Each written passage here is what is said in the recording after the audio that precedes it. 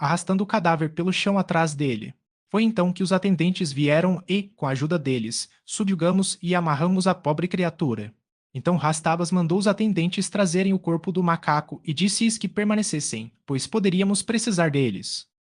O sujeito era um grande espécime do macaco branco barsomiano, um dos habitantes mais selvagens e temíveis do planeta vermelho, e por causa da grande força e ferocidade da criatura, Astabas tomou a precaução de garantir que ela estivesse bem presa antes do ressurgimento. Era uma criatura colossal com cerca de 10 ou 15 pés de altura, ereta e tinha um conjunto intermediário de braços ou pernas a meio caminho entre os membros superiores e inferiores. Os olhos estavam juntos e não salientes, as orelhas eram altas, enquanto seu focinho e dentes eram notavelmente parecidos com os de nosso gorila africano. Com o retorno da consciência, a criatura nos olhou interrogativamente. Várias vezes parecia tentar falar, mas apenas sons inarticulados saíam de sua garganta. Então ficou parado por um período. Astavas falou com ele. Se você entende minhas palavras, acene com a cabeça. A criatura sentiu. Você gostaria de ser libertado de suas amarras? Perguntou o cirurgião. Mais uma vez, a criatura acenou com a cabeça afirmativamente. Temo que você tente nos ferir ou escapar, disse Rastavas. O macaco estava aparentemente se esforçando muito para articular e, finalmente, saiu de seus lábios um som que não poderia ser mal interpretado. Foi a única palavra não. Você não vai nos machucar ou tentar escapar? Rastavas repetiu sua pergunta. Não, disse o macaco, e desta vez a palavra foi claramente enunciada. Veremos, disse Rastavas. Mas lembre-se de que, com nossas armas, podemos despachá-lo rapidamente se você nos atacar. O macaco acenou com a cabeça, e então, muito laboriosamente, eu não vou te machucar.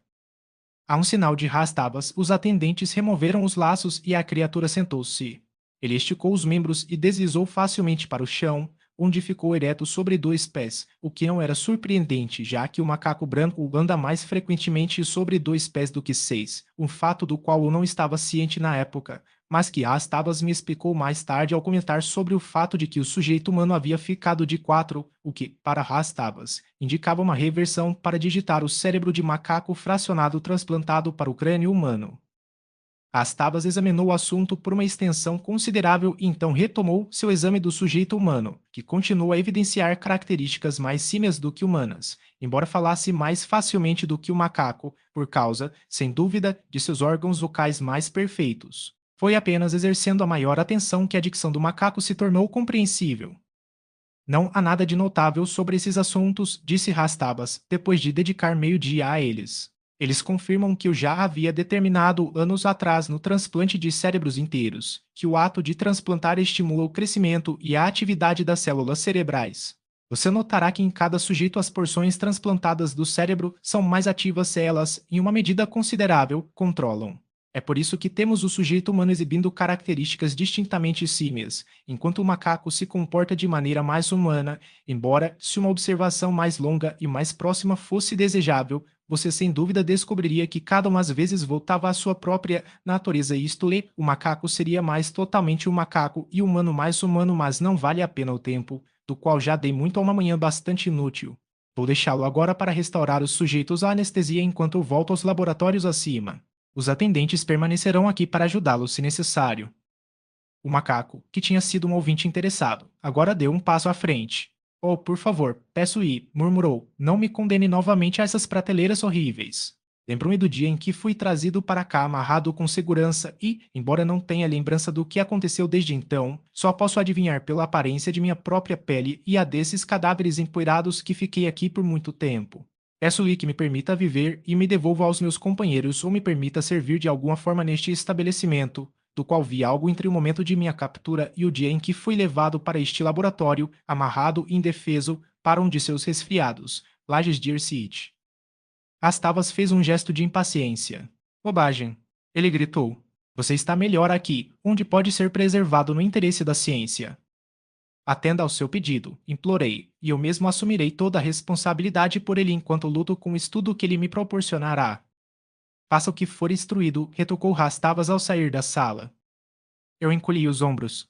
Não há nada para isso, então, eu disse. Eu poderia despachar todos vocês e escapar, refletiu o macaco em voz alta, mas você teria me ajudado. Eu não poderia matar alguém que teria feito amizade comigo, mas me encolho com o pensamento de outra morte. Há quanto tempo estou aqui? Referi-me à história de seu caso que havia sido trazida e suspensa na cabeceira da mesa. 12 anos, eu disse a ele. No entanto, por que não? Ele perguntou a si mesmo. Este homem me mataria porque eu não deveria matá-lo primeiro. Não adiantaria nada, assegurei, pois você nunca poderia escapar. Em vez disso, você seria realmente morto, morrendo uma morte da qual Rastavas provavelmente pensaria que não valeria a pena chamá-lo de volta, enquanto eu, que poderia encontrar a oportunidade em alguma data posterior e que tenho a inclinação, estaria morto em suas mãos e, portanto, incapaz de salvá-lo. Eu estava falando em voz baixa, perto de seu ouvido, para que os atendentes não me ouvissem.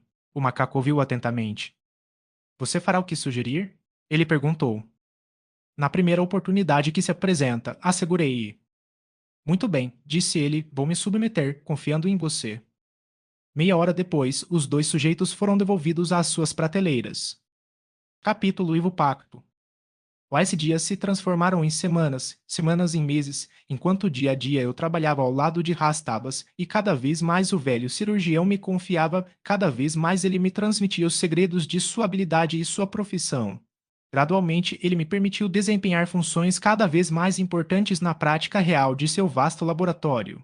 Comecei a transferir membros de um sujeito para outro, depois órgãos internos do trato digestivo. Então ele me confiou uma operação completa a um cliente pagante. Tirei os rins de um velho rico, substituindo-os por rins saudáveis de um jovem sujeito. No dia seguinte, dei a uma criança atrofiada novas glândulas tireoides.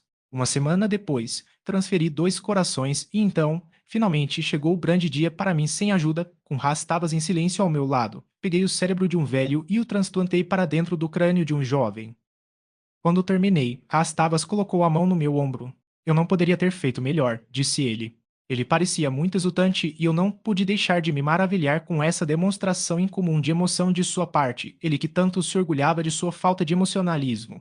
Muitas vezes ponderei sobre o propósito que influenciou Rastabas a dedicar tanto tempo ao meu treinamento, mas nunca encontrei nenhuma explicação mais satisfatória do que a de que ele precisava de ajuda em sua prática crescente. No entanto, quando consultei os registros, que agora estavam abertos para mim, descobri que sua prática não era maior do que havia sido por muitos anos, e mesmo que fosse, não havia realmente nenhuma razão para que ele me treinasse em preferência a um de seus assistentes vermelho-marcianos. Sua crença em minha lealdade não era garantia suficiente, em minha mente, para essa preferência quando ele poderia, ou não, ter me mantido como guarda-costas e treinado um de sua própria espécie para ajudá-lo em seu trabalho cirúrgico. Mas logo fiquei sabendo que ele tinha uma excelente razão para o que estava fazendo. Rastava sempre tinha uma excelente razão para o que fazia. Uma noite, depois de terminarmos nossa refeição noturna, ele sentou-se olhando para mim atentamente como tantas vezes fazia, como se fosse ler minha mente, o que, a propósito, ele era totalmente incapaz de fazer, para sua surpresa e desgosto, pois, a menos que um marciano esteja constantemente alerta, qualquer outro marciano pode ler claramente todos os seus pensamentos, mas Rastavas não conseguiu ler o meu. Ele disse que era devido ao fato de que eu não era um barsomiano. No entanto, muitas vezes eu podia ler as mentes de seus assistentes, quando eles estavam desprevenidos, embora nunca tivesse lido nada dos pensamentos de Rastavas, nem, tenho certeza, qualquer outro os tivesse lido. Ele manteve seu cérebro selado como um de seus próprios potes de sangue, nem foi encontrado por um momento com suas barreiras abaixadas. Ele ficou sentado olhando para mim esta noite por um longo tempo, nem me envergonhou nem um pouco, tão acostumado eu estava com suas peculiaridades. Talvez, disse-lhe agora, uma das razões pelas quais confio em você se deva ao fato de que nunca posso, em nenhum momento, sondar sua mente. Então, se você abriga pensamentos traidores a meu respeito, eu não sei, enquanto os outros, cada um deles, revelam suas almas mais íntimas à minha mente em busca, e em cada uma inveja, ciúme ou ódio de mim. Eles, eu sei, não posso confiar. Portanto, devo aceitar o risco e colocar toda a minha dependência em você, e minha razão me disse que minha escolha é sábia e disse em que bases baseou minha escolha de você como meu guarda-costas. O mesmo vale para a minha seleção de você para o que tenho em mente. Você não pode me prejudicar sem prejudicar a si mesmo e nenhum homem fará isso intencionalmente, nem há qualquer razão para que você sinta qualquer antagonismo profundo em relação a mim. Você é claro, um sentimentalista e, sem dúvida, olha com horror para muitos dos atos de uma mente sã, racional e científica. Mas você também é altamente inteligente e pode, portanto, apreciar melhor do que outro, mesmo que não os aprove, os motivos que me levam a fazer muitas dessas coisas que seu sentimentalismo desaprova. Posso tê-lo ofendido, mas nunca o prejudicei, nem fiz mal a qualquer criatura pela qual você pudesse ter sentido um pouco de sua suposta amizade ou amor. Minhas premissas estão incorretas ou meu raciocínio é defeituoso? Eu assegurei o contrário. Muito bem. Agora, deixe-me explicar por que me esforcei tanto para treiná-lo como nenhum outro ser humano, além de mim, jamais foi treinado. Ainda não estou pronto para usá-lo. Ou melhor, você não está pronto, mas se você conhece meu propósito, perceberá a necessidade de dobrar sua energia para a consumação de meu propósito e, para esse fim, se esforçará ainda mais diligentemente do que para se aperfeiçoar na alta arte científica que estou transmitindo a você. Sou um homem muito velho, continuou ele após uma breve pausa, mesmo com o passar da idade em Barsoom. Eu vivi mais de 1000 anos. Passei do tempo natural de vida atribuído, mas não terminei o trabalho da minha vida mal comecei. Eu não devo morrer. Barsoom não deve ser roubado desse meu cérebro e habilidade maravilhosos. Há muito tempo tenho em mente um plano para impedir a morte, mas era necessário outro com habilidade igual à minha. Dois deles poderiam viver para sempre. Eu escolhi você para ser esse outro, por razões que já expliquei, elas não são contaminadas pelo sentimentalismo. Eu não escolhi você porque eu te amo, ou porque eu sinto amizade por você, ou porque eu acho que você me ama ou sente amizade por mim. Eu escolhi você porque sabia que, de todos os habitantes de um mundo, você era o menos propenso a falhar comigo. Por um tempo você terá minha vida em suas mãos. Você vai entender agora porque não fui capaz de escolher descuidadamente. Este plano que escolhi é a própria simplicidade, desde que eu possa contar com apenas dois fatores essenciais: habilidade e lealdade egoísta em um assistente. Meu corpo está quase desgastado. Devo ter um novo. Meu laboratório está cheio de corpos maravilhosos, jovens e completos com força e saúde em potencial. Eu só tenho que selecionar um deles e fazer com que meu assistente habilidoso transfira meu cérebro desta carcaça velha para nova. Ele fez uma pausa. Eu entendo agora por que você me treinou, eu disse. Isso me intrigou muito. Assim, e somente assim, posso continuar meus trabalhos, continuou ele, e assim que Barson possa ter a garantia de uma continuação praticamente indefinida dos benefícios que meu cérebro pode conceder a seus filhos. Posso viver para sempre, desde que sempre tenha um assistente habilidoso, e posso me assegurar disso cuidando para que ele nunca morra. Quando ele desgasta um órgão, ou todo o seu corpo, posso substituí-lo do meu grande depósito de partes perfeitas, e para mim ele pode realizar o mesmo serviço. Assim, podemos continuar a viver indefinidamente, pois o cérebro, acredito, é quase imortal a menos que seja ferido ou atacado por doenças. Você ainda não está pronto para ser encarregado desta importante tarefa. Você deve transferir muito mais cérebros e encontrar e superar as várias irregularidades e idiosincrasias que constituem as diferenças infalíveis que não tornam duas operações idênticas. Quando você ganhar proficiência suficiente, serei o primeiro a saber disso e então não perderemos tempo em tornar Barsum seguro para a posteridade. O velho estava longe de alcançar o ódio de si mesmo. No entanto, seu plano era excelente, tanto para ele quanto para mim. Isso nos garantiu a imortalidade e poderíamos viver para sempre e sempre com corpos fortes, saudáveis e jovens. A perspectiva era atraente e em que posição maravilhosa isso me colocou. Se o velho pudesse ter certeza de minha lealdade por causa do interesse próprio, da mesma forma eu poderia depender de sua lealdade, pois ele não podia se dar ao luxo de antagonizar a única criatura no mundo que poderia assegurar-lhe a imortalidade, ou retê-la dele. Pela primeira vez desde que entrei em seu estabelecimento, me senti seguro. Assim que o deixei, fui diretamente para o apartamento de Valadia, pois queria contar a ela essa notícia maravilhosa. As semanas que se passaram desde sua ressurreição, eu a vi muito e em nossas relações diárias me foram reveladas pouco a pouco as maravilhosas belezas de sua alma, até que finalmente não vi mais o rosto horrível e desfigurado de Chacha quando olhei para ela, mas os olhos do meu coração penetraram mais profundamente na beleza que havia dentro daquela doce mente. Ela se tornara minha confidente, assim como eu era dela, e essa associação constituía o único grande prazer de minha existência em Barsom. Seus parabéns, quando contei a ela sobre o que havia acontecido comigo, foram muito sinceros e adoráveis. Ela disse que esperava que eu usasse esse meu grande poder para fazer o bem no mundo. Assegurei-lhe que sim, e que uma das primeiras coisas que deveria exigir de Rastavas era que ele desse a Valadia um belo corpo, mas ela balançou a cabeça. Não, meu amigo, disse ela, se eu não puder ter meu próprio corpo, este velho de Xaxé é tão bom para mim quanto outro. Sem meu próprio corpo, eu não me importaria em retornar ao meu país natal, enquanto Rastabas me desse o belo corpo de outro, eu estaria sempre em perigo da cobiça de seus clientes, qualquer um dos quais poderia vê-lo e desejar comprá-lo, deixando-me sua velha casca, possivelmente terrivelmente doente ou mutilada. Não, meu amigo, estou satisfeito com o corpo de Chacha, a menos que eu possa novamente possuir o meu, pois Chacha pelo menos me legou um envelope duro e saudável, por mais feio que seja, e para que contam aqui os loucos. Você, sozinho, é meu amigo que eu tenha sua amizade é suficiente. Você me admira pelo que sou, não pela minha aparência, então vamos deixar tudo em paz. Se você pudesse recuperar seu próprio corpo e retornar ao seu país natal, você gostaria disso? Eu exigi. Ou, não diga isso. Ela gritou. O simples pensamento disso me deixa louco de saudade. Não devo abrigar um sonho tão desesperador que, na melhor das hipóteses, só pode me atormentar a ter maior aversão à minha sorte. Não diga que é impossível, insisti. A morte apenas torna a esperança fútil. Você quer ser gentil, disse ela, mas você só está me machucando. Não pode haver esperança. Posso esperar por você, então? Eu perguntei. Pois certamente vejo um caminho, por menor que seja a possibilidade de sucesso, ainda assim, é um caminho. Ela balançou a cabeça. Não tem como, disse ela com determinação. Dor não me conhecerá mais. Dor. Eu repeti. Seu alguém de quem você gosta muito? Eu me importo muito com Duor. Ela respondeu com um sorriso, mas Duor não é alguém. Duor é minha casa, o país de meus ancestrais. Como você saiu de Duor? Eu perguntei. Você nunca me contou, Baladia.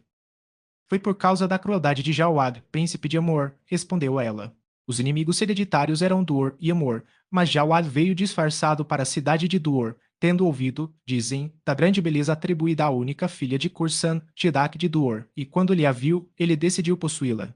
Retornando ao Amor, ele enviou embaixadores à corte de Kursan para pedir a mão da princesa de Duor, mas Kursan, que não tinha filho, decidiu casar sua filha com um de seus próprios Jeds, para que o filho dessa união, com o sangue de Cursan em suas veias, pudesse governar o povo de Duor, e assim a oferta de Jawad foi recusada. Isso enfureceu tanto o Amorian que ele equipou uma grande frota e partiu para conquistar Duor e tomar pela força o que ele não poderia ganhar por métodos honrosos. Duor estava, naquela época, em guerra com Hélio e todas as suas forças estavam muito distantes no sul, com exceção de um pequeno exército que havia sido deixado para trás para proteger a cidade. Jawad, portanto, não poderia ter escolhido um momento mais propício para um ataque. Dur caiu enquanto suas tropas saqueavam a bela cidade. Jawad, com uma força escolhida, saqueou o palácio do Jeddak e procurou a princesa, mas a princesa não tinha intenção de voltar com ele como princesa de Emor. Desde o momento em que a vanguarda da frota amoriana foi vista no céu, ela soube, com os outros da cidade, o propósito para o qual eles vieram, e então ela usou a cabeça para derrotar esse propósito.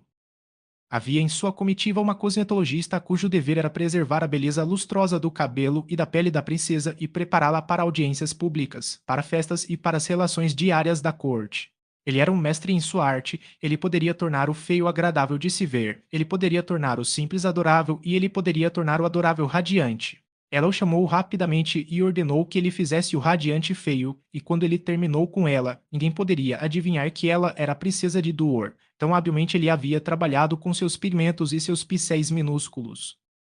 Quando Jawara não conseguiu encontrar a princesa dentro do palácio, e nenhuma ameaça ou tortura pôde forçar uma declaração de seu paradeiro dos lábios leais de seu povo, o Amorian ordenou que todas as mulheres dentro do palácio fossem apreendidas e levadas para Amor, lá para serem mantidos como reféns até que a princesa de Dur fosse entregue a ele em casamento. Fomos, portanto, todos apreendidos e colocados em um navio de guerra amoriano que foi enviado de volta a Amor antes do restante da frota, que restava para completar o saque de Dur.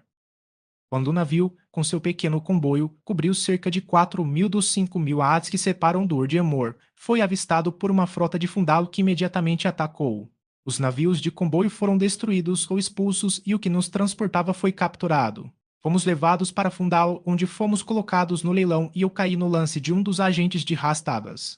O resto você sabe. E o que aconteceu com a princesa? Eu perguntei. Talvez ela tenha morrido, seu grupo foi separado em Fundal, mas a morte não poderia impedir mais definitivamente seu retorno a Duor. A princesa de Duor nunca mais verá seu país natal. Mas você pode. Eu chorei, pois de repente tive um plano. Onde está Duor? Você está indo para lá? Ela perguntou, rindo. Sim. Você está louco, meu amigo, disse ela. Dur fica a 7.800 ades de Tonol no lado oposto das colinas arturianas cobertas de neve. Você, um estranho e sozinho, nunca poderia alcançá-lo, pois entre eles estão os pântanos tonolianos, hordas selvagens, feras selvagens e cidades guerreiras.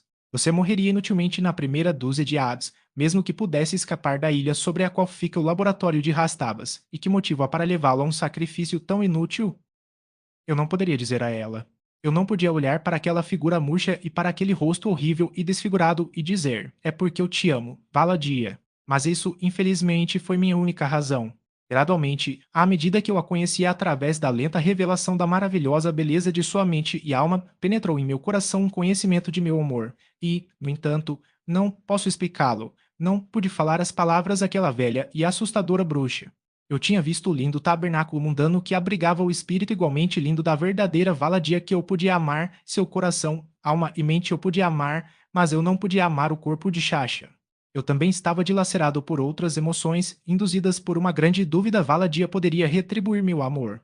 Habitada no cadáver de Shasha, sem nenhum outro pretendente, ou melhor, sem nenhum outro amigo, ela poderia, por gratidão ou por pura solidão, ser atraída por mim, mas mais uma vez se Valadia, a bela, e retornasse ao palácio de seu rei, cercada pelos grandes nobres de Duor, ela teria olhos ou coração para um exilado solitário e sem amigos de outro mundo? Eu duvidava disso e ainda assim essa dúvida não me impediu de minha determinação de executar, até onde o destino permitisse, o esquema louco que girava em meu cérebro. Você não respondeu à minha pergunta, Vadvaro. Ela interrompeu meus pensamentos crescentes. Por que você faria isso? Para corrigir o mal que foi feito a você, Valadia, eu disse. Ela suspirou. Não tente, por favor, ela implorou. Você apenas me roubaria meu único amigo, cuja associação é a única fonte de felicidade que me resta. Aprecio sua generosidade e sua lealdade, embora não as compreenda, seu desejo altruísta de me servir com tal risco suicida me toca mais profundamente do que posso revelar, aumentando ainda mais a dívida que devo a você, mas você não deve tentar, você não deve. Se isso te incomoda, Valadia, respondi, não falaremos sobre isso novamente, mas saiba sempre que nunca vem dos meus pensamentos. Algum dia encontrarei um caminho, mesmo que o plano que tenho agora me falhe. Os dias passaram e continuaram as lindas noites marcianas, cheias de suas luas arremessadas, seguiram-se uma após a outra. Astavas passou cada vez mais tempo dirigindo meu trabalho de transferência de cérebro. Há muito tempo me tornei um adepto e percebi que o tempo estava se aproximando rapidamente em que Rastava sentiria que poderia confiar com segurança às minhas mãos e à habilidade sua vida e futuro. Ele estaria totalmente ao meu alcance e sabia que eu sabia disso. Eu poderia matá-lo, eu poderia permitir que ele permanecesse para sempre nas garras preservadoras de sua própria anestesia, ou eu poderia pregar qualquer peça nele que eu escolhesse, até mesmo dar-lhe o corpo de um calote ou uma parte do cérebro de um macaco, mas ele deve aproveitar a chance e isso eu sabia, pois ele estava falhando rapidamente. Já quase cego como pedra, eram apenas os maravilhosos óculos que ele mesmo inventara que lhe permitiam ver. Surdo por muito tempo, ele usou meios artificiais para ouvir, e agora seu coração mostrava sintomas de fadiga que ele não podia mais ignorar. Certa manhã, fui convocado ao seu apartamento de dormir por um escravo. Encontrei o velho cirurgião deitado, um monte encolhido e lamentável de pele e ossos murchos. Devemos nos apressar, Vadvaro, disse ele em um sussurro fraco. Meu coração parecia ter parado alguns contos atrás. Foi então que mandei chamá-lo. Ele apontou para uma porta que dava para seu quarto. Lá, disse ele, você encontrará o corpo que escolhi. Lá, no laboratório particular que construí há muito tempo para esse propósito, você realizará a maior operação cirúrgica que o universo já conheceu, transferindo seu cérebro mais perfeito para o corpo mais belo e perfeito que já passou sob esses olhos antigos. Você encontrará a cabeça já preparada para receber meu cérebro. O cérebro do sujeito foi removido e destruído totalmente destruído pelo fogo.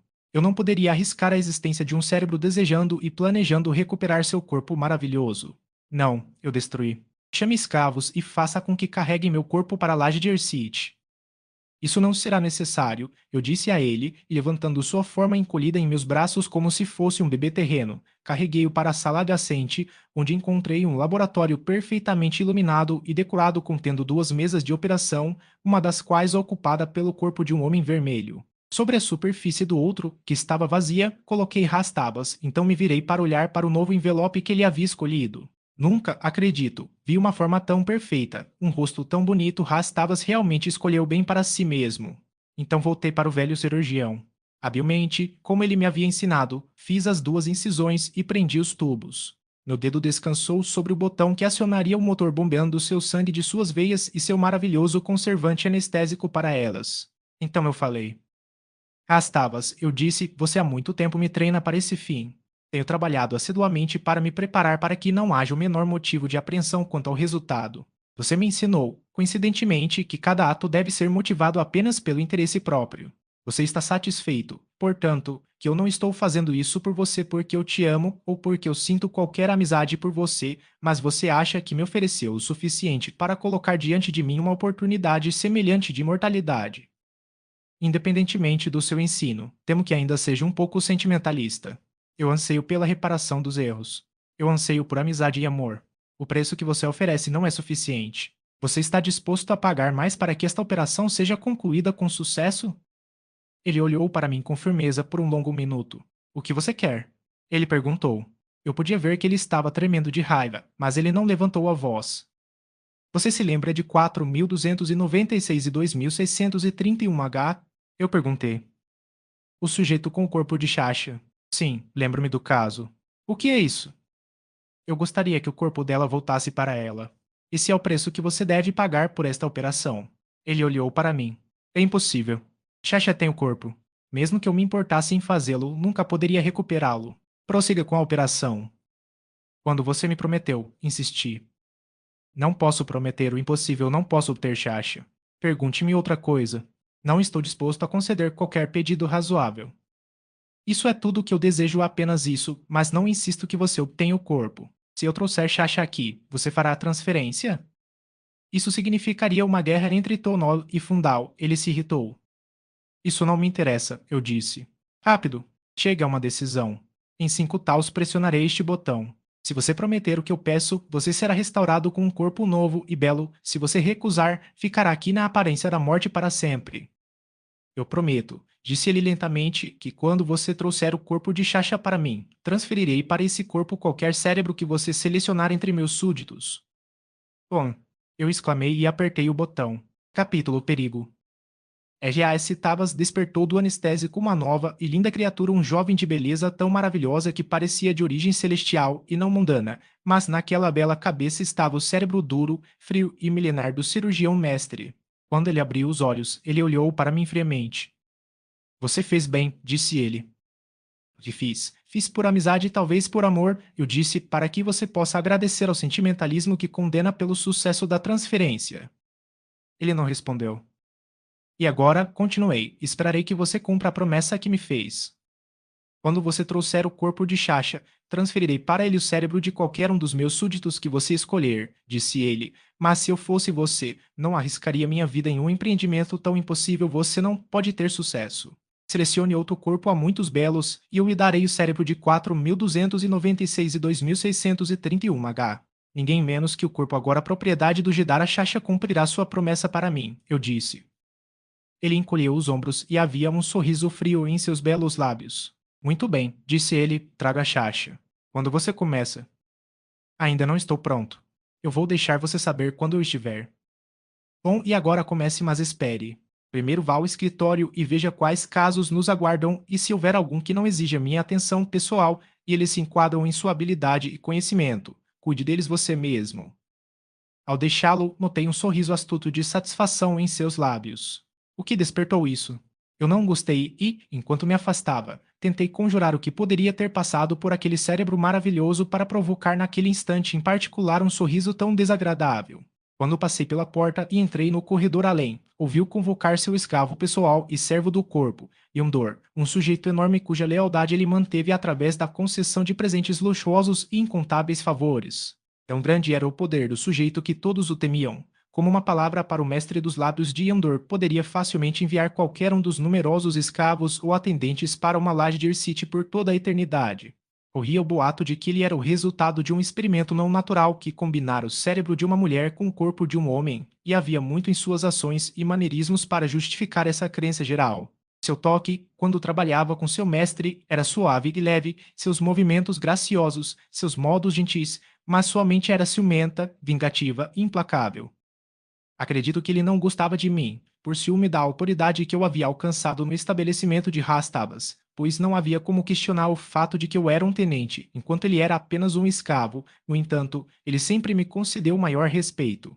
Ele era, no entanto, apenas uma engrenagem menor na máquina da grande instituição presidida pela mente soberana de Rastabas, e como tal eu lhe dera pouca consideração, nem agora, enquanto inclinava meus passos em direção ao escritório. Eu tinha percorrido apenas uma curta distância quando me lembrei de um assunto importante sobre o qual era necessário obter instruções de Rastabas imediatamente, e então eu me virei e refiz meu caminho em direção aos seus aposentos, através da porta aberta da qual, ao me aproximar, ouvi a nova voz do cirurgião-mestre. Rastabas sempre falou em tons bastante altos, seja como um reflexo vocal de seu caráter naturalmente dominador e autoritário ou por causa de sua surdez, eu não sei, e agora, com as cordas vocais jovens e frescas de seu novo corpo, suas palavras soaram clara e distintamente no corredor que levava ao seu quarto. Portanto, Yandor, dizia ele, você irá imediatamente e, selecionando 2 escravos em cujo silêncio e discrição você pode confiar, tirar o assunto dos aposentos de Vadvaro e destruí-lo, não deixe nenhum vestígio de corpo ou cérebro permanecer. Imediatamente depois, você levará os 2 escravos ao laboratório F30L, permitindo que eles não falem com ninguém, e eu os entregarei ao silêncio e ao esquecimento por toda a eternidade. Vadvaro descobrirá a ausência do assunto e relatará o assunto para mim. Durante minha investigação, você confessará que ajudou 4.296 e 2.631H a escapar, mas que não tem ideia de onde pretendia ir. Vou sentenciá-lo à morte como punição, mas, finalmente, explicando com que urgência preciso de seus serviços e sob sua promessa solene de nunca mais transgredir, vou adiar a punição pelo prazo de seu bom comportamento contínuo. Você entende completamente todo o plano? Sim, mestre, respondeu Yandor. Então parta imediatamente e selecione os escravos que devem ajudá-lo.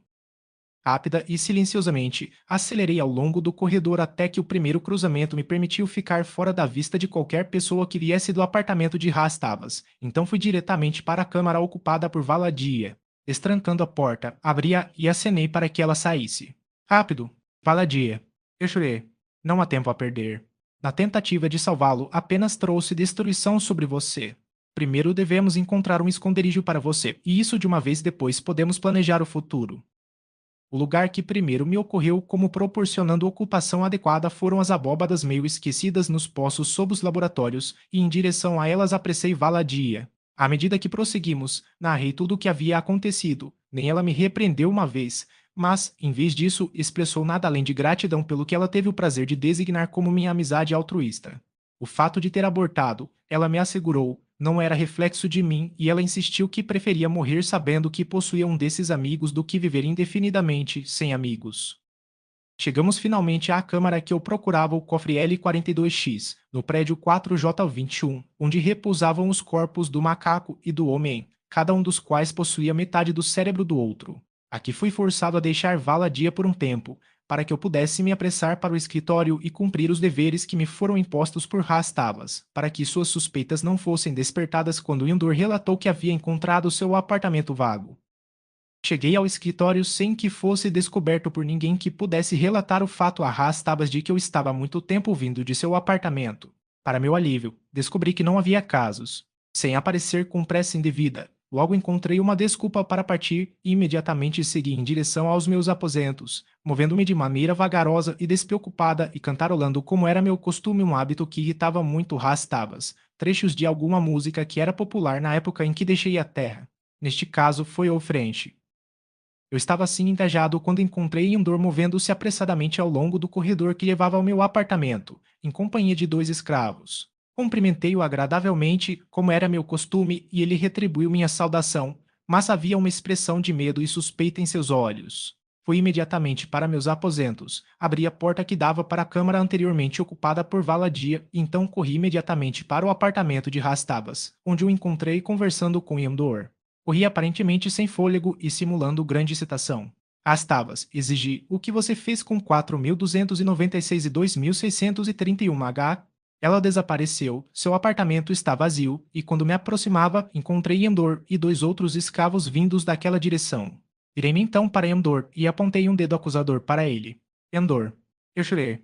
O que você fez com essa mulher? Tanto Rastabas quanto Yandor pareciam genuinamente intrigados e eu me parabenizei por tê-los jogado prontamente para fora da pista. O cirurgião mestre declarou que faria uma investigação imediata, e ele imediatamente ordenou uma busca completa no terreno e na ilha fora do recinto. Endor negou qualquer conhecimento da mulher e eu, pelo menos, estava ciente da sinceridade de seus protestos, mas não Rastabas. Eu podia ver uma pitada de suspeita em seus olhos enquanto ele questionava seu servo, mas, evidentemente, ele não poderia conjurar nenhum motivo para qualquer ação de traição por parte de Andor, como teria sido representado pelo sequestro da mulher e a consequente desobediência grosseira às ordens. A investigação de Rastavas não revelou nada.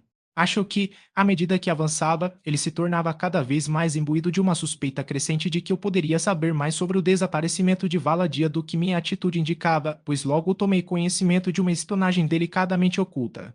Até então, eu conseguia contrabandear comida para Valadia todas as noites, depois que Rastava se retirava para seus aposentos. Então, em uma ocasião, de repente me tornei subconscientemente consciente de que estava sendo seguido e, em vez de ir para os cofres, fui para o escritório, onde acrescentei algumas observações ao meu relatório sobre um caso que havia tratado naquele dia. Voltando ao meu quarto, cantarolei alguns compassos de Overtere, para que a sugestão de minha despreocupação pudesse ser acentuada. Desde o momento em que saí de meus aposentos até voltar para eles, tive certeza de que os olhos estavam observando cada movimento meu. O que eu deveria fazer? Baladia deve ter comida, sem ela morreria, e se eu fosse seguido até seu esconderijo enquanto o levava para ela morreria. As Tabas cuidaria disso.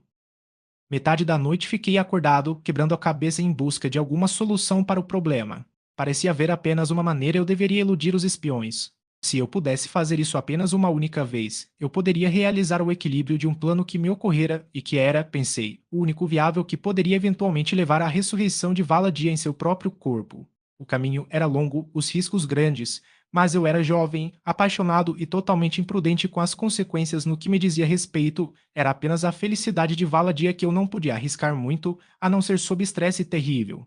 Bem, o estresse existia e eu devo arriscar isso, mesmo que arrisquei minha vida. Meu plano foi formulado e fiquei acordado sobre minhas sedas e peles adormecidas na escuridão do meu quarto, esperando o momento em que poderia colocá-lo em execução. Minha janela, que dava para o terceiro andar, dava para o recinto murado, sobre o gramado escarlate do qual eu havia feito minha primeira reverência a Barsoom. Do outro lado do caixilho aberto, observei Clurus, a lua mais distante, seguir seu caminho lento e deliberado. Ele já havia definido. Atrás dele, Turia, sua amante indescritível, fugiu pelos céus. Em 5 chats cerca de 15 minutos ela se ajustava, e então, por cerca de 3 e 3/4 das horas terrestres, os céus ficariam escuros, exceto as estrelas. No corredor, talvez, espreitavam aqueles olhos atentos. Orei a Deus para que eles não estivessem em outro lugar enquanto Turia finalmente afundava no horizonte e eu balancei para o parapeito da janela, na mão uma longa corda fabricada com tiras trançadas arrancadas de minhas sedas adormecidas enquanto eu esperava o pôr das luas. Uma extremidade eu havia prendido a um pesado banco de serapo, que havia puxado para perto da janela. Deixei cair a ponta livre da corda e comecei minha descida. Meus músculos terrenos, inexperientes em tais esforços, eu não confiei na tarefa de me levar até o parapeito da janela em um único salto quando eu deveria estar voltando. Eu senti que sim, mas não sabia e dependia muito do sucesso do meu empreendimento para arriscar qualquer chance desnecessária de fracasso. Então eu preparei a corda. Se eu estava sendo observado, eu não sabia. Devo continuar como se ninguém estivesse me espionando. Em menos de 4 horas, Turia retornaria pouco antes do súbito amanhecer barsomiano e, no intervalo, eu deveria chegar a Valadia, persuadi-la da necessidade de meu plano e executar seus detalhes, retornando ao meu quarto antes que Turia pudesse me revelar a qualquer observador acidental. Eu carregava minhas armas comigo e em meu coração estava uma determinação inflexível de matar quem quer que cruzasse meu caminho e me reconhecer durante o curso de minha missão, por mais inocente que fosse a má intenção contra mim. A noite estava calma, exceto pelos sons distantes usuais que eu ouvira desde que estive aqui, sons que interpretei como gritos de feras selvagens. Uma vez perguntei a Rastava sobre eles, mas ele estava de mau humor e ignorou minha pergunta. Cheguei ao chão rapidamente e, sem hesitação, fui diretamente para a entrada mais próxima do prédio, tendo previamente procurado e determinado a rota que seguiria até o cofre. Ninguém estava visível e eu estava confiante quando finalmente cheguei à porta de que havia passado despercebido. Paladia ficou tão feliz em me ver novamente que quase trouxe lágrimas aos meus olhos. Eu pensei que algo tinha acontecido com você. Ela gritou, pois eu sabia que você não ficaria longe por tanto tempo por sua própria vontade. Eu disse a ela sobre minha convicção de que estava sendo vigiado e que não seria possível para mim mais levar comida para ela sem incorrer em detecção quase certa, o que significaria morte imediata para ela. Há uma única alternativa, eu disse, e que eu temo até mesmo sugerir, e não faria se houvesse outra maneira. Você deve ficar escondido com segurança por um longo tempo, até que as suspeitas de Rastaba sejam dissipadas. Enquanto ele me vigiar, não poderei realizar os planos que formulei para sua eventual libertação, a restauração de seu próprio corpo e seu retorno a Duor. Sua vontade será minha lei, Vadvaro. Eu balancei minha cabeça. Vai ser mais difícil para você do que você imagina. Qual é o caminho? Ela perguntou. Apontei para a mesa com tampo de Ircite. Você deve passar novamente por essa aprovação para que eu possa escondê-lo neste cofre até que seja a hora certa para a realização de meus planos. Você pode suportar isso? Ela sorriu. Por que não? Ela perguntou. É apenas sono se durar para sempre, não serei mais sábio. Fiquei surpreso que ela não tenha se esquivado da ideia, mas fiquei muito feliz, pois sabia que era a única maneira de termos uma chance de sucesso. Sem minha ajuda, ela se dispôs sobre a laje Ercite. Sou pronta, Vadvaro, disse ela corajosamente, mas primeiro me prometa que você não correrá riscos nesta aventura louca. Você não pode ter sucesso. Quando fecho os olhos, sei que será pela última vez se minha ressurreição depender do resultado bem-sucedido da aventura mais louca que o homem já concebeu. No entanto, estou feliz, porque sei que é inspirado pela maior amizade com a qual qualquer mulher mortal já foi abençoada. Enquanto ela falava, eu estava ajustando os tubos e agora estava ao lado dela com o dedo no botão de partida do motor. Adeus, Vadvaro, ela sussurrou. Não adeus, Valadia, mas apenas um doce sono para o que para você será o mais breve instante. Você parecerá apenas fechar os olhos e abri-los novamente. Como você me vê agora, estarei aqui ao seu lado como se nunca tivesse me afastado de você. Como eu sou o último que você olha esta noite antes de fechar os olhos, também serei o primeiro que você olhará ao abri-los naquela nova e bela manhã, mas você não deve olhar novamente através dos olhos de Shasha, mas das profundezas límpidas de seus próprios belos orbes. Ela sorriu e balançou a cabeça. Duas lágrimas se formaram sob suas pálpebras. Apertei a mão dela na minha e toquei no botão. Capítulo Vi Suspeitas. Até agudo onde eu sabia, cheguei ao meu apartamento sem ser detectado. Escondendo minha corda onde tinha certeza de que não seria descoberta, procurei minhas sedas e peles adormecidas e logo adormeci.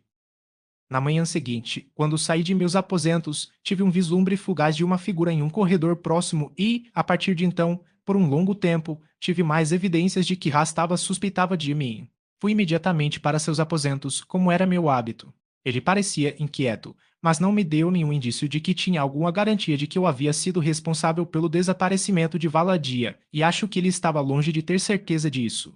Era simplesmente que seu julgamento apontava para o fato de que eu era a única pessoa que poderia ter algum motivo para interferir de alguma forma neste assunto em particular, e ele estava me vigiando para provar ou refutar a verdade de suas suspeitas razoáveis. Sua inquietação ele mesmo me explicou.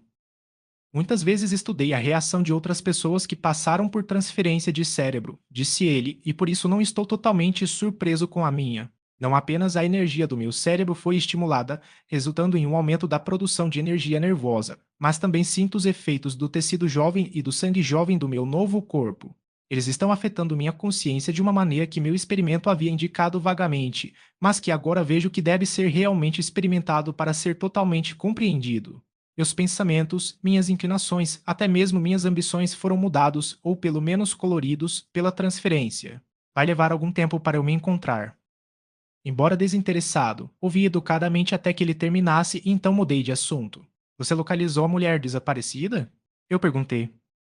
Ele balançou a cabeça, negativamente. Você deve apreciar as tabas. Eu disse que eu percebo perfeitamente que você deve ter sabido que a remoção ou destruição daquela mulher frustraria inteiramente todo o meu plano. Você é o mestre aqui. Nada que passe é sem o seu conhecimento. Você quer dizer que eu sou responsável pelo desaparecimento da mulher? Ele exigiu. Certamente. É óbvio. Eu exijo que ela seja restaurada. Ele perdeu a paciência. Quem é você para exigir? Ele gritou. Você não é nada além de um escravo. Pare sua imprudência ou eu vou apagá-lo. Será como se você nunca tivesse existido. Eu ri na cara dele. A raiva é o atributo mais fútil do sentimentalista, lembrei ó. Você não vai me apagar, pois só eu estou entre você e a mortalidade. Eu posso treinar outro, ele se esquivou. Mas você não podia confiar nele, apontei. Mas você negociou comigo pela minha vida quando me teve em seu poder, ele gritou. Por nada que teria prejudicado você ter concedido de bom grado. Eu não pedi nada para mim. Seja como for, você confiará em mim novamente. Você vai confiar por nenhuma outra razão além de que você será forçado a confiar em mim. Então, por que não ganhar minha gratidão e minha lealdade devolvendo a mulher para mim e cumprindo em espírito e de fato os termos de nosso acordo?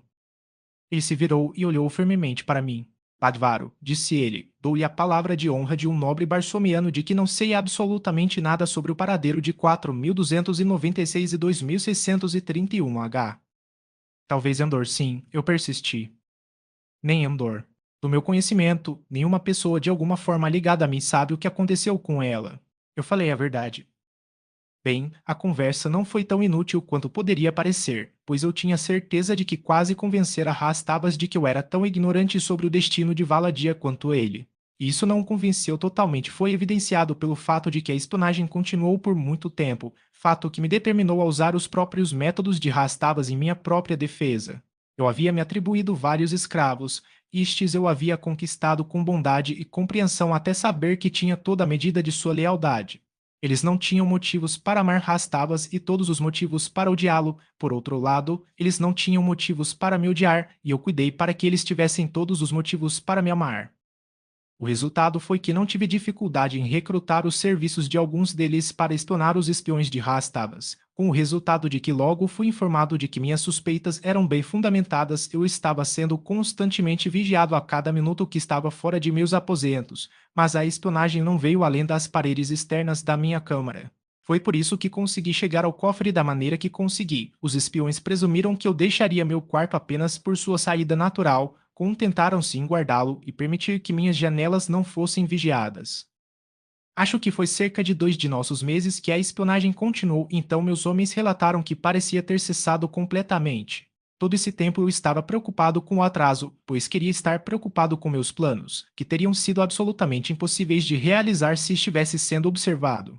Passei o intervalo estudando a geografia do hemisfério barsomiano nordeste, onde minhas atividades deveriam ser realizadas, e também examinando um grande número de histórias de casos e inspecionando os assuntos a que se referiam. Mas, finalmente, com a remoção dos espiões, começou a parecer que em breve eu poderia começar a colocar meus planos em operação ativa. A Astabas havia me permitido por algum tempo considerável liberdade na investigação e experimentação independentes, e decidi tirar proveito disso de todas as maneiras possíveis que pudessem levar adiante meus planos para a ressurreição de Valadia. Meu estudo das histórias de muitos dos casos foi com a possibilidade de descobrir assuntos que poderiam ser úteis para mim em meu empreendimento.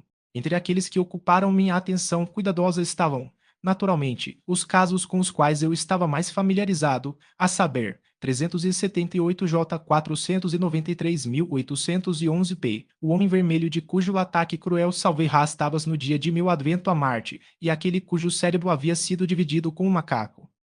O primeiro, 378J 493.811p, era natural de Fundal, um jovem guerreiro ligado à corte de Xaxa, Jedara de Fundal e vítima de assassinato. Seu corpo havia sido comprado por um nobre fundaliano com o propósito, como Rastabas havia narrado, de ganhar o favor de uma jovem beldade. Senti que poderia recrutar seus serviços, mas isso dependeria da extensão de sua lealdade para com Xaxa, que eu só poderia determinar revivendo e questionando-o. Aquele cujo cérebro havia sido dividido com um macaco se originou em Ptart, que ficava a uma distância considerável a oeste de Fundal e um pouco ao sul e a uma distância igual de Duor, que ficava ao norte e um pouco a oeste dela. Um habitante de Ptart, raciocinei, conheceria muito de todo o país incluído no triângulo formado por Fundal, Ptart e Duor. A força e a ferocidade do grande macaco seriam valiosas na travessia de ermos infestados de feras, e senti que poderia prometer o suficiente à metade humana do cérebro da grande besta, que realmente agora dominava a criatura, para ganhar seu apoio e lealdade. O terceiro assunto que eu havia selecionado provisoriamente foi um notório assassino tonoliano, cuja audácia, destemor e esgrima lhe renderam uma reputação que se espalhou muito além das fronteiras de seu país.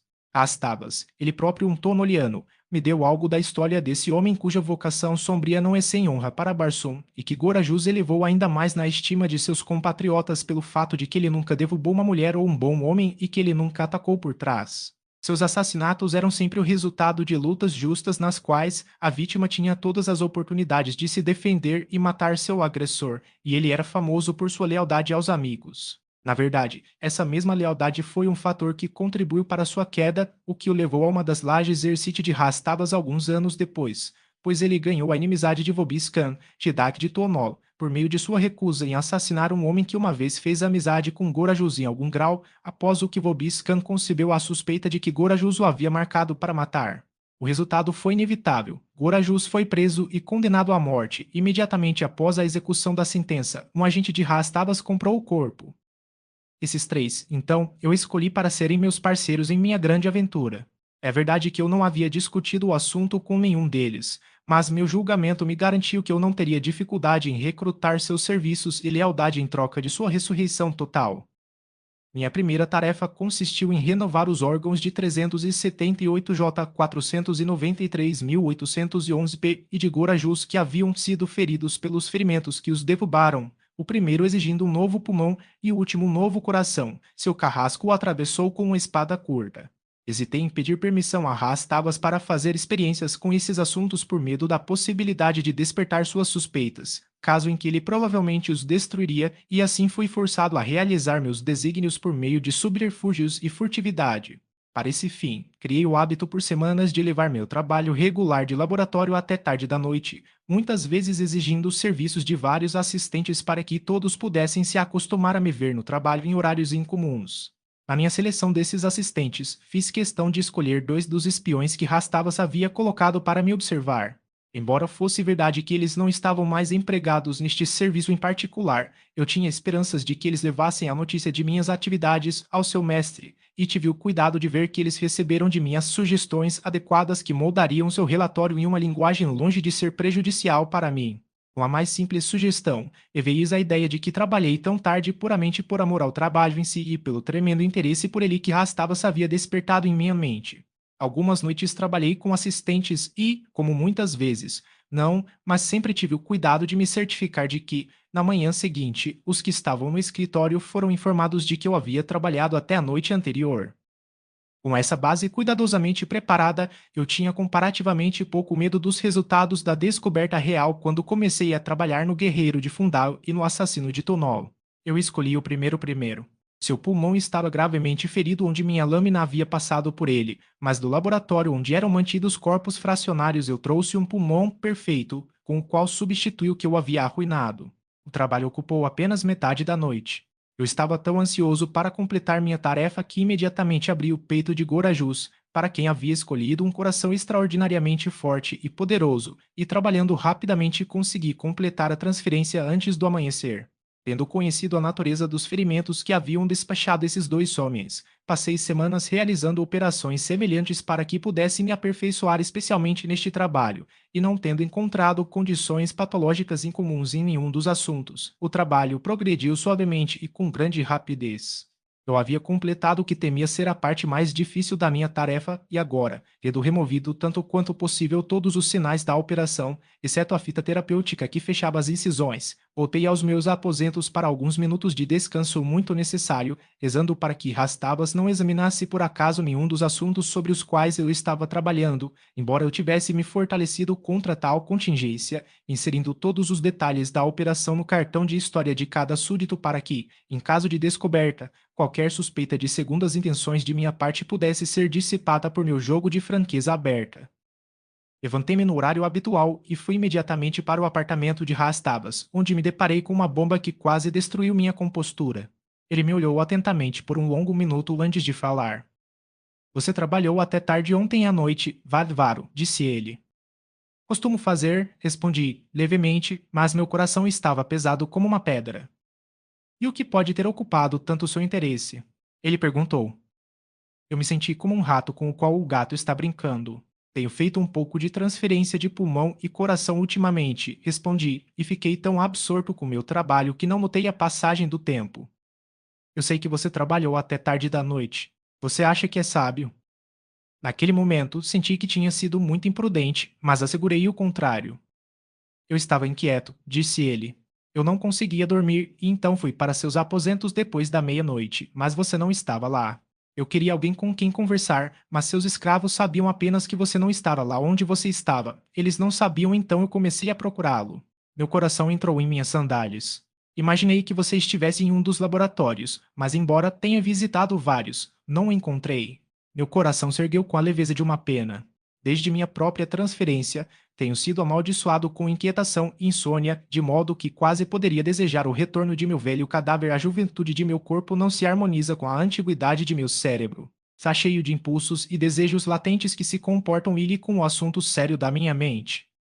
O que seu corpo precisa, eu disse, é de exercícios. É jovem, forte, viril. Trabalhe duro e isso deixará seu cérebro descansar à noite. Eu sei que você está certo, respondeu ele. Eu mesmo cheguei a essa mesma conclusão. Na verdade, não o encontrando, caminhei pelos jardins por uma hora ou mais antes de voltar para meus aposentos, e então dormi profundamente. Vou andar todas as noites quando não conseguir dormir, ou vou para os laboratórios e trabalhar como você. Esta notícia foi muito inquietante. Agora eu nunca poderia ter certeza de que Rastavas estava vagando à noite e eu tinha mais uma noite de trabalho muito importante a fazer, talvez duas. A única maneira de ter certeza dele era estar com ele. Mande-me chamar quando estiver inquieto, eu disse, e eu andarei e trabalharei com você. Você não deve andar assim à noite sozinho. Muito bem, disse ele, posso fazer isso ocasionalmente. Eu esperava que ele sempre fizesse isso, pois então eu saberia que, quando ele não mandasse me chamar, ele estava seguro em seus próprios aposentos. No entanto, vi que doravante deveria enfrentar a ameaça da detecção, e sabendo disso, decidi apressar a conclusão de meus planos e arriscar tudo de uma só vez. Aquela noite, não tive oportunidade de colocá-lo em ação, pois Rastavas me chamou mais cedo e me informou que caminharíamos nos jardins até que ele se cansasse. Agora, como eu precisava de uma noite inteira para o que eu tinha em mente e como Rastavas caminhou até meia-noite, fui obrigado a renunciar a tudo naquela noite, mas na manhã seguinte eu convenci a andar cedo sob o pretexto de que eu gostaria de ir além do recinto e ver algo de Barsoom ao lado do interior de seus laboratórios e seus jardins. Eu tinha pouca confiança de que ele atenderia ao meu pedido, mas ele o fez. Tenho certeza de que ele nunca teria feito isso se tivesse possuído seu velho corpo, mas assim mudou muito o sangue de jovem Rastavas. Eu nunca tinha ido além dos edifícios, nem tinha visto além, uma vez que não havia janelas nas paredes externas de nenhuma das estruturas e do lado do jardim as árvores haviam crescido a tal altura que obstruíam toda a visão além delas. Por um tempo, caminhamos em outro jardim dentro do muro externo, então perguntei a Rastava se eu poderia ir além disso. Não, disse ele. Não seria seguro. E por que não? Eu perguntei. Vou mostrar-lhe e, ao mesmo tempo, dar-lhe uma visão muito mais ampla do mundo exterior do que você poderia obter simplesmente passando pelo portão. Venha, siga-me. Ele me levou imediatamente a uma torre elevada que se erguia na esquina do maior edifício do grupo que compunha seu vasto estabelecimento. Dentro havia uma pista circular que levava não apenas para cima, mas também para baixo. Subimos por isso, passando por aberturas em cada andar, até que finalmente chegamos ao seu alto cume. Sobre mim estendia-se a primeira paisagem barsomiana de qualquer extensão sobre a qual meus olhos ainda haviam descansado durante os longos meses que passei no planeta vermelho. Por quase um ano terrestre estive emparedado dentro das paredes sombrias do sangrento laboratório de Rastabas, até que, tais criaturas de hábito somos nós, a estranha vida ali passou a parecer bastante natural e comum, mas com esse primeiro vislumbre de campo aberto, surgiu dentro de mim um desejo de liberdade, de espaço para me movimentar, como eu sabia que não seria negado por muito tempo. Diretamente abaixo havia um pedaço irregular de terra rochosa elevado talvez uma dúzia de pés ou mais acima do nível geral do país imediatamente circundante. Sua extensão era, em um palpite aproximado, de 100 acres.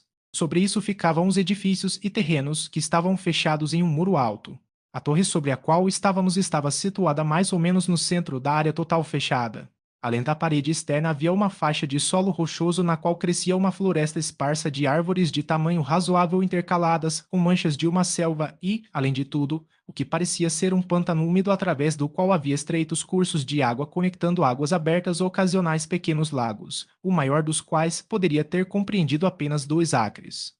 Essa paisagem se estendia até onde a vista alcançava, interrompida por ilhas ocasionais semelhantes àquela em que estávamos e a uma curta distância pelo horizonte de uma grande cidade, cujas torres, cúpulas e minaretes brilhavam e brilhavam ao sol como se revestidos de metais brilhantes e escolhidos com pedras preciosas.